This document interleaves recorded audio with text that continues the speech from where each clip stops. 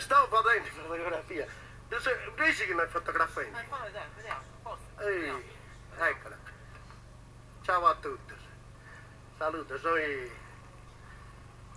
piazza Palazzo.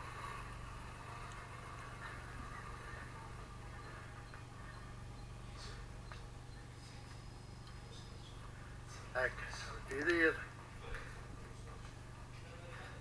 Non so benissimo a dimandare medaglia, sa, e ne manco onorificenza.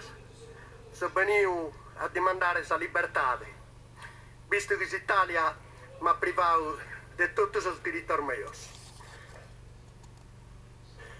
Oh, dimandare se io tengo diritto di vivere in sa terra mia e in sa nazione mia, in sa Sardegna.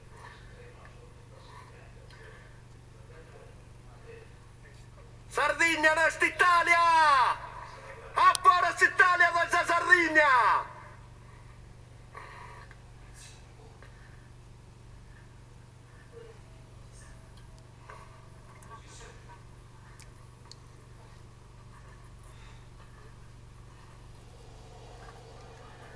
Oye, sapete che hanno votato per sa Repubblica Italiana, sono stato invasore. Sono sardo, addirittura gli hanno votato per sa monarchia. Su tiranno che poi si è rinnegato. Ecco sicuramente non sono italiano. E dall'Italia sono stato privato. So benissimo ai nocche, a sa rappresentanza massima dell'Italia, a lì rimandare il tenzo diritto, so. Non vi sto fotografando, Credo di mandare il tenzo diritto di vivere in doma mia, visto che mi date pagato fino a sa corrente, che ho sempre pagato. Grazie ai propri servitori del Stato italiano.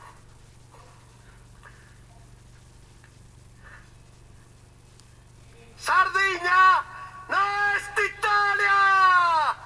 A fuori Italia! Tesa Sardegna! Beh, buonadì picciocco.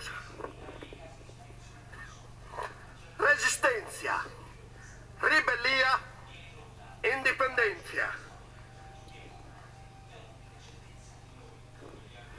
Buonadì a tutti. E speriamo di si liberare dai gusti a tirannia. Prossa libertà del popolo sardo. Ciao a tutti.